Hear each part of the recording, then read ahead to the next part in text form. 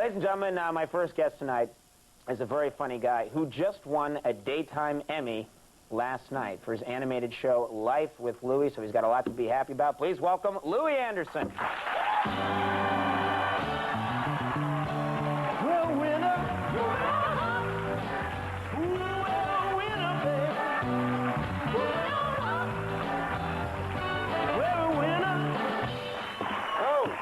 I'm wrecking the set. That's all right. It isn't worth much. It isn't worth much. You guys. How are you? Yeah, I'm great. Congratulations to you. That must be exciting. You won an Emmy last night. I was completely in shock. Yeah? Because it was Dennis Franz, Lily Tomlin, Ed Asner, Rita Moreno, and and Louie Anderson. I went, I better wear something colorful.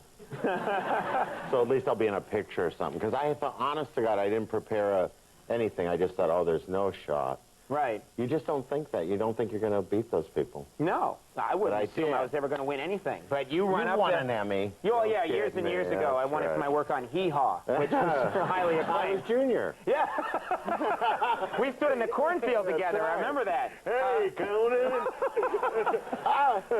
That's my favorite bit in the world, by the way. There's nothing well, did you funnier. celebrate? What did you do last night? You won an Emmy. I went and got the big, spicy buffalo wings.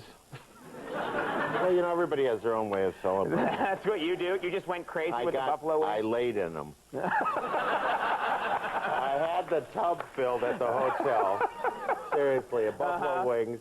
And the dip was just put on me. And I grab one and drag it across me and then eat it. It was fantastic. That sounds really fun. That sounds very, very good. It's just an individual thing. I would think there'd be various spots on your body where that would be unpleasant. Yeah. Spicy buffalo wings. You know what? My navel will hold quite a bit of dip. In fact, there's still some in there for later. Yeah, you never can have too much. Well, nice thing, too, because you won for a show. This show is based, to some extent, on your childhood? Yeah.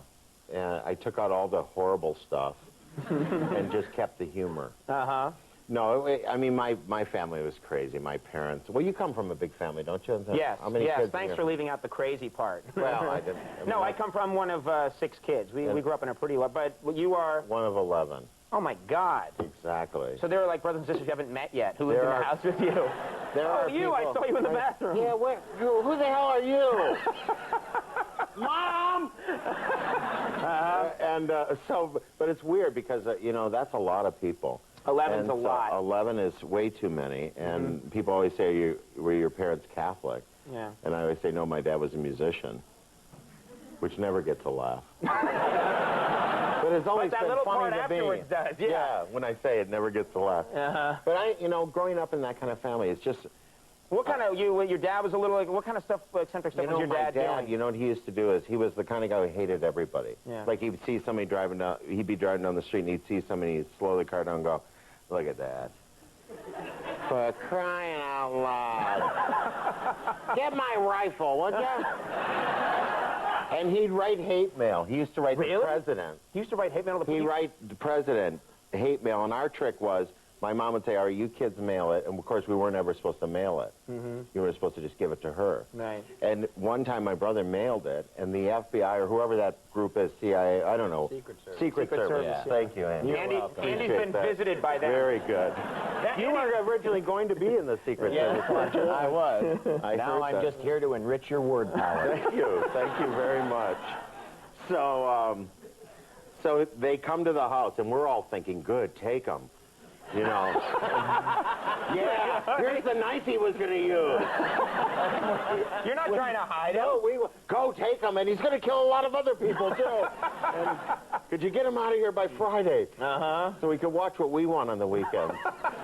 Turn Gunsmoke on. That's a good show. Oh, shit. Oh. Well, that's my idea, you know. That's the kind of... Your dad ran the TV set when I was growing up. I don't know about you. We weren't allowed to watch TV on a school night, which was crazy, but we would watch it anyway. And then our dad drove this beat-up station wagon that made a whistling sound, and we could hear the whistling sound. So we would turn off the TV and run to different rooms and pick up, like, books. And my dad would come in, and he'd feel for static electricity on the front of it. He's like Columbo, you know? And he would feel for static electricity, and then we would all be busted. And so... Would you get... Now, what would happen, like, if you got busted? What was your punishment? They weren't good at. Sometimes they always wanted to pretend that they were going to like, oh, we're going to get the belt out. Yeah. And they were those people that just couldn't quite do it. They never actually hit you. No, your punishment was to continue living in the family. Exactly. Because that's the worst part, isn't it? Yeah. Yeah, and you know what the worst part is about families is when your best friend comes over and you're leaving the house and they go, your parents are so great. Mm-hmm. Mm-hmm. What? What are you talking about? You're no longer my friend. But, you know, it's just, families are all whacked out. Yeah. Everybody tries to put on a good show, but it's all whackville. Yeah, I wanted to, we're just about out of time, but I'm intrigued by something, because you've delighted us so much to this point, but I want to ask you, you're living in Las Vegas right now, which intrigues me, because I'm one of those people that visits Vegas occasionally. I think it's really fun, but I can't imagine living there. What's it like to live in Vegas? It's a 24-hour-a-day buffet. Okay, then maybe I should go. You know, with this audience, you got to go with the easy joke. No, it's. I'll tell you what I like. I like the desert, and I like the idea that you can, it's 24 hours a day.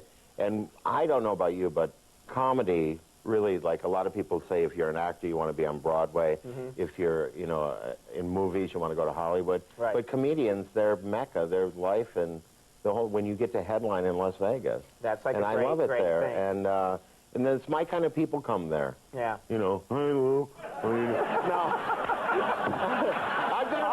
I'm going to be there June 4th through the 18th at Bally's. Yeah, these people will come looking for you. You made fun of me. Lou, what the hell does that mean? Yeah. You got a gun in one hand, and I'd hold the gun with the other hand. I'm a worker. He said that, not me. Emmy-winning show, Life with Louie, and you're at Bally's in Vegas in June. People can check you out there. I wish they would. Okay, and by the way, congratulations. Oh, thank you. The show is great. I watch it all the time. That's very nice. And Spike Lee, where were you? Do you think he's directing the birth? Yeah, right now.